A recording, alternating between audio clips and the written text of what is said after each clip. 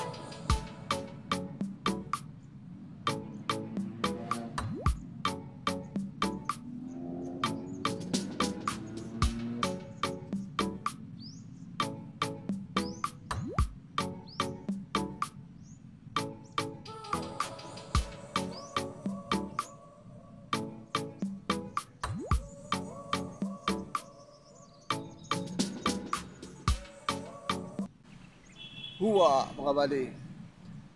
Nanata diri sa kuan sa rotunda sa sentro sa Bayogan. Tanaw yung palibot bali ha.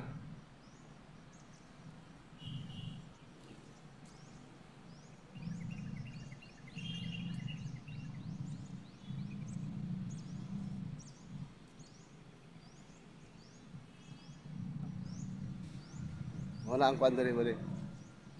Ya dili na to buhaton tong kuan badi katong maximum count push up.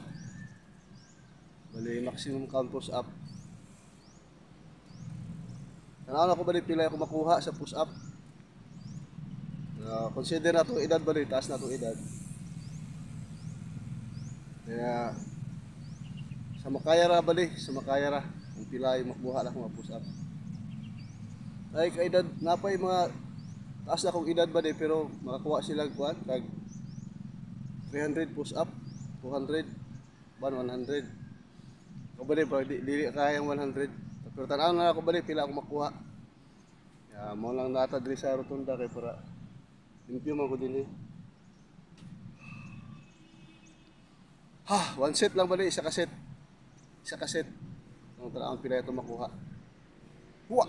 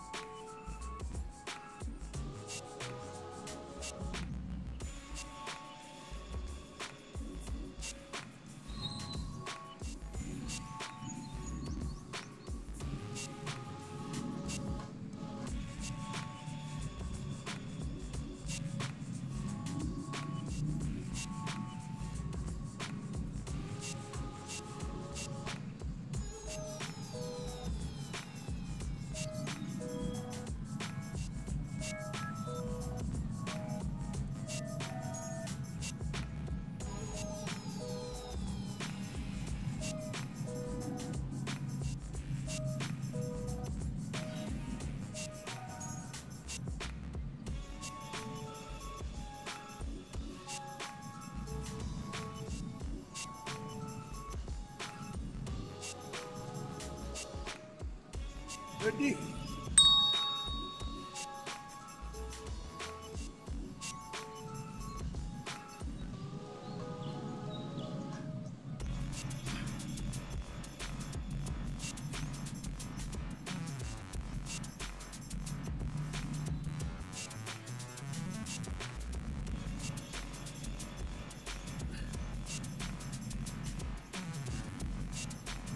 Forty.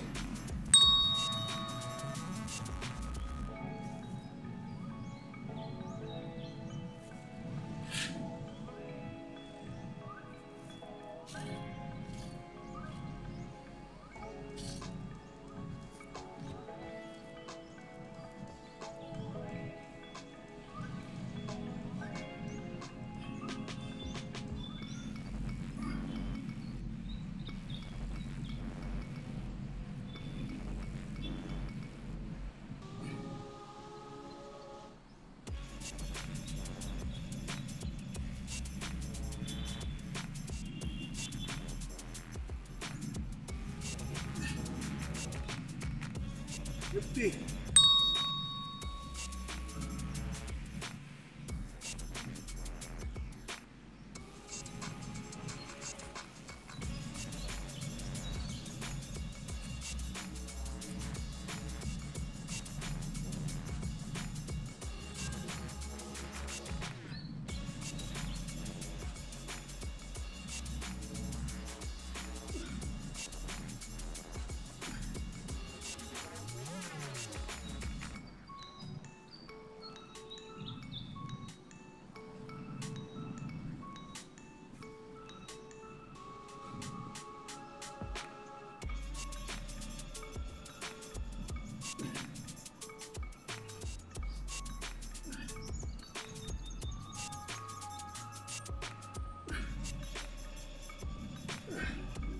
Isti.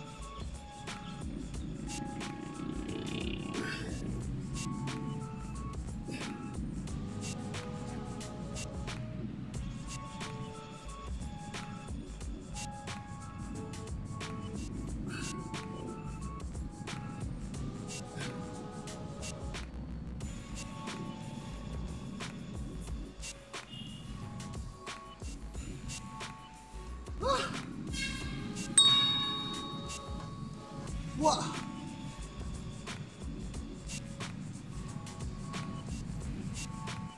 Wah. Mga buddy. Whew. Praise the Lord mga buddy. Ang nakuha natin na push up maximum. Mala dito akong kalbre. Kusog na push up. 67 counts. 67 repetition. Mura yung kaya balik akong edad karon nga 53. Salamat sa Ginoo balik kay nakuha pa na ako ng 67 nga push up. Lisod na balik sa uban. Lisod na, diba? Duha tulo lisod na. Mayo kay Ginoo sa ako balik kay ay sa ato dito tanan kay nakuha na ako ang pan balik sa nakuha na ako ang 67. Wala na balik ka ng more on practice. Di man mo na diretso makuha. Nagsugod yung ko sa kwan ba di? Nagsugod ko sa hindi ka pag-retire ba di? Nakapahulay ko mga pila ka tuig. Murag 3 years ang wala ko ikwan ba? Wala ko inali mga physical fitness. I-relax na ako kung lawas. Basta ba di? Niburot na akong tiyan. Tidak ko akay wala. Nawala lang to kung picture sa kwan. Burot akong naong kung tiyan. Lawas. Dako akong tiyan. So, katong pag pandemic na, ako na-realize, Hindi ako magali akong lawas nga walay pandemic. Basta nakali pandemic nga wala. Tara ka sa balay. Dito na ba di itabak ka lang sino. Sugod ko kuan, nahinay na ako. Sugod ko na pulo ko. Naglisod ako sa napulo ka push up.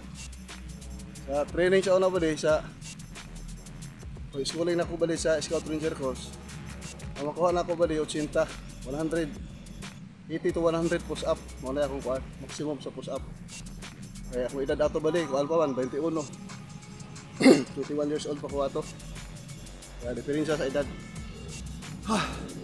Salamat ba di sa Ginoo nga nakuha na akong kuan. 67. Napagalit ta sa edad sa ako ba di, sa 60 na ang edad pero nakuha niya kuan 300. Sipin ko na ba di 300 push up. 60 years old, 60 plus years old. Years young, siguro to siya ba di, years young. Kaya maraming salamat ba di sa panonood niyo sa aking video ba di. At sana may natutunan kayo sa video natin ba. Anong video ba di. Ang ako ba, share ali ba di, kayo ba ali sa kuan ba, exercise, fitness. Kaya physical fitness. Kaya jogging, pawis. Tapos muna ko ba di. Balikon ko naman ba di, balik ko lang. Kahit may exercise ka palagi o wala kang exercise, pareho din tayo ba di kukunin ng may kapal ng mahal na Panginoon Jesus, kunin pa rin tayo. Kaya hindi tayo makapagbalaki kung anong na-achieve natin ngayon, malakas tayo. hindi natin yan, sa Diyos yan galing lahat. Kaya walang makapagmayabang.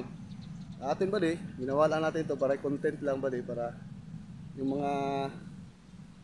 mga mahilig sa mga physical fitness tapos gusto nilang mag-exercise, at least ito sa akin ba di, so yung mga edad ko dyan ba di. O kahit mga bata-bata sa akin ba di, subaybay itong video natin ba di, mga papawis. Kung wala lang na-delete yung isang video ko ba di, marami doon nung Liberty YouTube channel. Kaya bali, nag-umpisa tayo ba di, balik tayo sa una, sa first step tayo ba di, bumalik tayo. Okay lang yan ba di, ganyan talaga ang buhay sa mundo. May pabalik-balik, may tumutuloy. Pero kahit bumagsak ka doon, sabi ng mahal pa yun, tumayo ka, tuloy ka. Pagsikapan mo rin, ang kamot gayapon ka ba? Ay, wala man yung posible sa Ginoo. Maluoy ra man yapon ang Ginoo sa ato. Kaya muna ko ba di, manaa ka exercise o wala, waon yapon ta sa Ginoo. Kung karon nga, adi na lang kung mag-exercise kay kuan mo ko sa Ginoo. Imo nang katungod, imo nang rights. Na dili ka mag-exercise na sa imo ha. Kaya ani nga ako ba di, tabag ka sa Ginoo. O puni ako Puni ako gusto ba di. Exercise kay gihatag mo ni sa Ginoo ni akong lawas. Hiram pala, pinahiram ng Diyos sa atin. Alagaan natin ba di, para pag-alagaan mo, para na sa kuan. Nang lakay motor ba? Yung motor, sige mo gamiton. Perminti mo gamit, adlaw-adlaw mo ginagamit, tapos dili nimo wasingan, wala nimo washing, wala limpyo, tapos dili ka mo change oil sa makina. Gupa jud mo motor, kay muuga mo tong oil. Mo yapon sa tao. Kitagaan ta sa Dios o kinabuhi para atong atimanon, alagaan nato. Para kini mo kaya pa niya kaluoy gasiyahan niya. Kaya pagkaas ng kinabuhi. Kaya nara sa inyo, mag-exercise mo, walay problema. Pag dili mo mag-exercise, inyo hagya po ng katungod. Para wala mo ikasulti bang agi. Pilit man mini Brother Oliver na mag-exercise. Wala, inyuhan ang katungod. Inyuhan man ang kinabuhi, dili mo na ako. Dili ako alam. Kaya ako ba di, ako lang ipa-share po sa nga. Mahilig sa mga exercise, kung gusto lang. Walay pilitan ani ba di kay. Iya matag kinabuhi. Pero pinaka-importante sa tanan, dawaton jud nato ang atong mangluluwas, katong nagpakamatay sa krus sa Kalbaryo si Ginoong Kristo. Kay siya lang jud ang atong paglaom niring kalibutan. Maangkon mo man ayon siya sa Biblia, ayon siya, maangkon mo man ang tibok kalibutan ug ang bahandi niini. Apan wala gali siya sa imo ha, awang ang tanan, walay bili. sayang lang ang lahat. Mayaman ka sa mundo ito, sikat ka, kilala ka, tapos wala si Kristo Jesus sa buhay mo, wala pa rin, sayang pa rin. Kaya kailangan talaga tanggapin ang mahal na Panginoon Jesus. Kaya pag tanggapin mo ang mahal na Panginoon Jesus, ang promise niya, salvation, life eternal. Pagbalik niya, kunin niya yung lahat ng mga naglilingkod sa Kanya, dalhin niya sa buhay na walang hanggan, doon sa Kanyang paraiso. Yan ang promise ng mahal na Panginoon Jesus. Basa natin yan sa Gospel, sa Bible. Sa Book of Matthew, Mark, Luke, John. Mabasa natin dyan. Totoo yan. Kaya sa buhay namin, ganun din ako dati ba pulo ako sa bisyo. Marami akong problema. Pero yung nakilala ko ang mahal na Panginoon, tinanggap ko siya. Yun, binago ang buhay ko. Kaya tinanggal yung bisyo ko, lahat ng mga masamang ugali, masamang gawi, mga makamundong kaligayahan, inalis ng mahal na Panginoon. Instant. Pagtapos ng baptismo sa pangalan ni Jesus, kagad yun. Kaya nagtaka ako bakit nagkaganon. Kaya sa Diyos walang posible. Hindi natin siya nakikita, hindi natin siya nahihipo, pero nakikinig siya sa atin pag tayo'y tumalapit sa Kanya at tayo'y humingi ng tawad, kasi tayong lahat, sabi ng Bible, for all have sinned and come short of the glory of God. Tayo ay nagkasala, lahat ng tao, lahat, wala excuse. Anong ranggo mo, posisyon mo, pareha tayo nagkasala sa Diyos. At sa may Tagalog sa nakabsan, short, nabawasan ng Kanyang kaluwalhatian. Ay, sabi niya sa Tagalog, ato Tagalog ba niya, ang lahat ay nagkasala at nabawasan ba na? Nakabsan man sa Bisaya, nabawasan ng kaluwalhatian ng Diyos. Kaya, pag hindi natin tanggapin si Jesus Christ bilang personal Savior sa ating buhay, wala, sayang yung buhay natin. Mabuti pang hindi tayo sinilang sa mundo. Pero ngayon, alam mo, na pakinggan mo yung salita niya, ngayon ang araw ng kaligtasan, hindi bukas, hindi mamaya. Ngayon, tanggapin niyo ang mahal na Kristo. Yan lang ang the best sa lahat. Ulitin ko, may exercise ka o wala ka exercise, pareho tayong kunin ng mahal ko pagdating ng tamang panahon, pagkaloob niya. Kahit ayaw mo, pag kunin ka, wala kang magagawa. Paggustuhin na ng mahal ko yun. Kaya, bakit ito na parating sa inyo ngayon? Para may preparation. Paghanda ba? Mangandam ba? Ay ka madto sa gira. Sundalo ka, madto ka sa gira. Ay pag adto dito wa kay pusil, wa kay bala, wa kay pagkaon. Patay ka. No da siya. Kaya before ka madto sa gira, na kay bala, na kay armas, na kay pagkaon, na kay gamit para pag pakig-away nimo sa gira, ready ka. Makaaway ka, kailangan ka. Dito man ka. Kapag wala ka, mugya po sa Ginoo.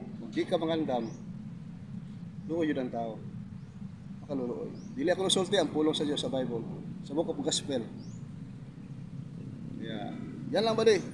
Maraming salamat sa kinig ninyo at panonood sa video natin ba di? Kaya takbo habang may lupa. Nakakainis, walang pawis. Ha! Ang lahat ng papupuri, pagdadakila at pagsamba ay tanging sa aking pinakamahal kay Jesus Pulaka. Huwa!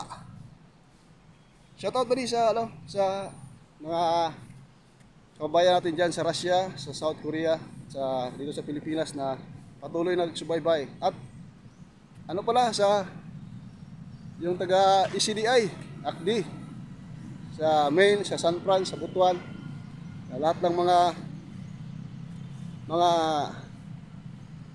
clerk dyan, tsaka yung manager nila, si Ma'am Roselyn. Ma'am, good morning sa iyo, ma'am. Maraming salamat po, ma'am, sa subscribe niyo sa aking YouTube channel, Tikas Pahinga. Tikas Pahinga! Huwa! Hanggang dito na naman. Maraming salamat. Bye-bye! Huwa! Ako, mga may lupa, nakakainis!